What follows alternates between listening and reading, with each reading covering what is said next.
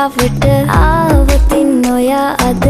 මාගෙම කරගන්නද රහසක් කියලා කිව්වොත් ඔයා මට මාවෙනම් නුඹේ අග